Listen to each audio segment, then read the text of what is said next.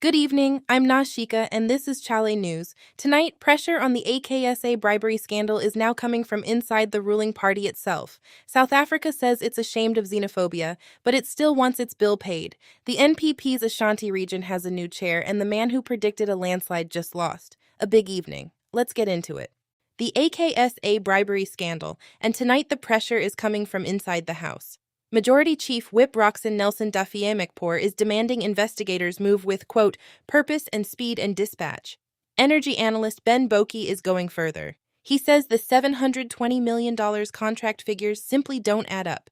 The Mahama administration has still not formally responded. When your own whip is pushing this hard, that silence gets louder.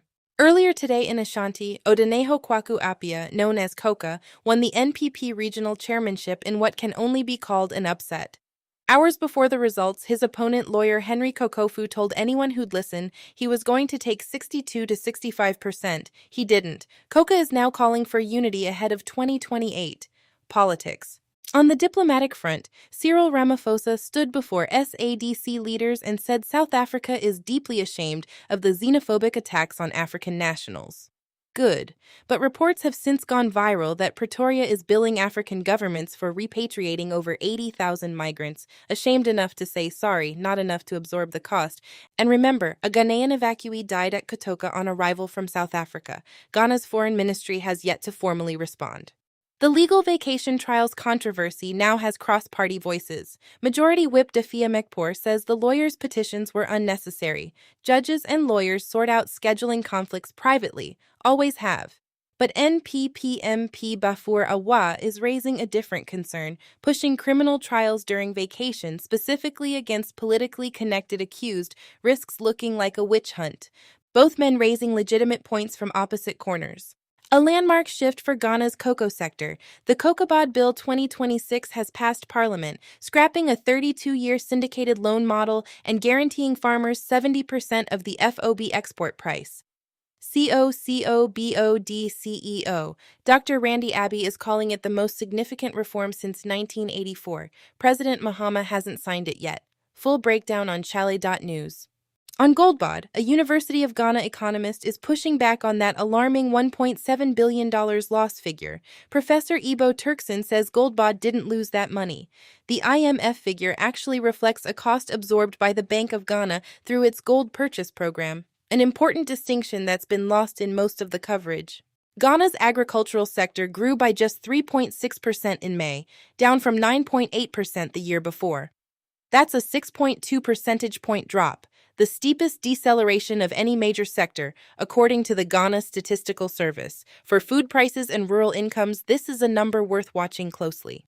The government has upheld for a second time the revocation of Adamas Resources mining leases in the western region.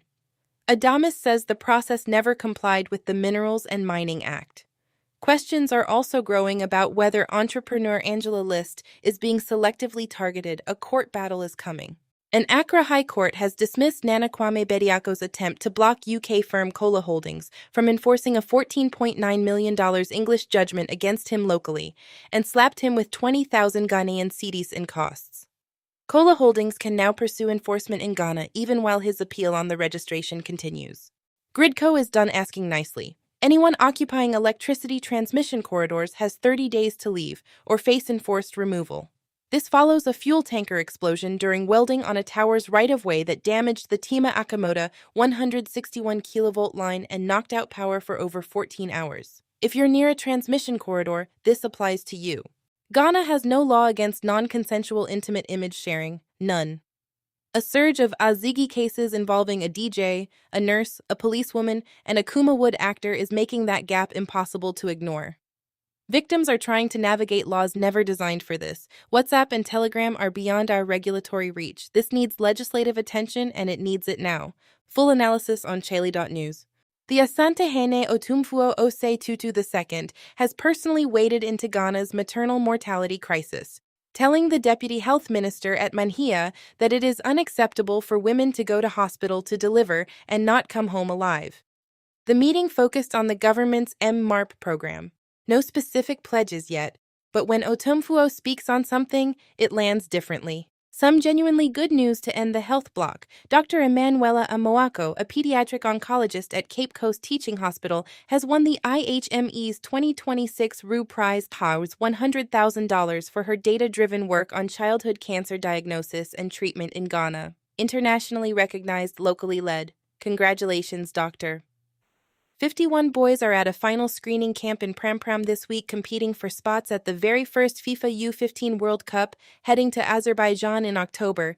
History in the making for Ghanaian youth football. And NSMQ fans, Thursday is the day. The 2026 National Championship prelims begin with 147 schools across 49 contests over 5 days. Only the contest winner advances to the 1/8 stage. We've been tracking every step of this on chale.news, don't miss it. That's your August 15th evening digest. Chale, there's a lot moving right now. Get the full stories, the context, and the analysis at chale.news. We'll keep watching. Good night.